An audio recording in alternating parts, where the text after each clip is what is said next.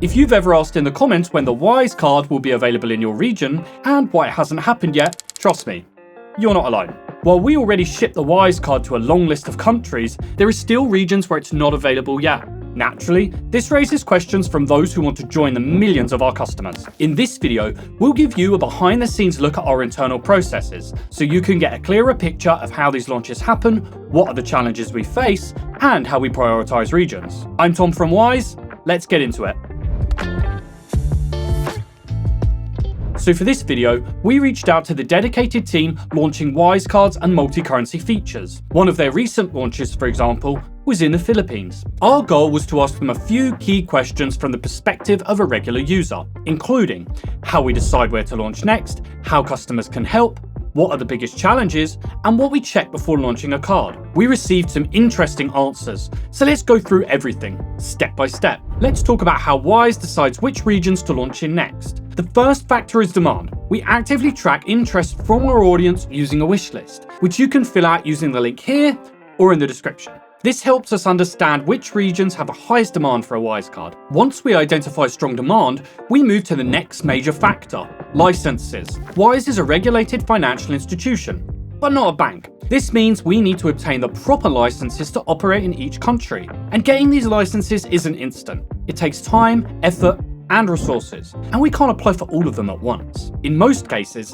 when we plan to launch the support of managing balances in different currencies in a region, we also explore launching Wise cards there. But every country has different rules and requirements, and regulatory approvals can take months, or even years. What are the biggest challenges of card launches? As you might have guessed, getting a license is just one part of the process. There are three more key challenges that impact where and when we can launch Wise cards. Number one, compliance. Every country has its own regulations and legal requirements, and we need to thoroughly assess them to determine if and when a card launch is possible. But it's not just about launching the card. We also need to ensure it's long-term. 2. Local partnerships. This is a huge part of our work. In countries where we send and receive transfers, offer multi-currency balances, and issue Wise cards, we work with trusted local banking partners to maintain the same high service standards across different regions. Establishing these partnerships is a complex process that takes time and involves a lot of technical work to ensure smooth integration.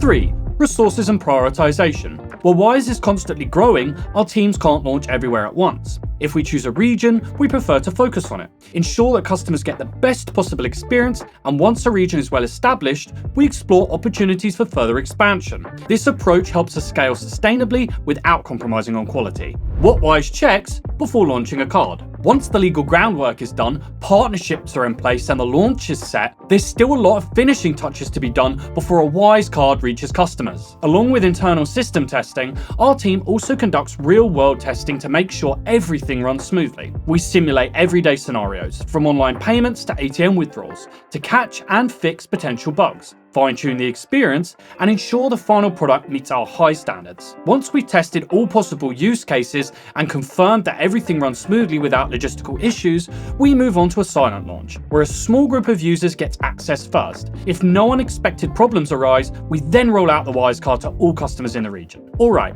now you know what goes into launching multi-currency balances and Wise cards. We thought it's important to share these insights so you can better understand what it takes for us to start supporting a new region. Rest assured, we're constantly working on expanding. If we don't deliver Wise cards to your country yet, the best thing that you can do is join the waitlist. Spread the word and let us know in the comments where you'd like to see the Wise card in the future.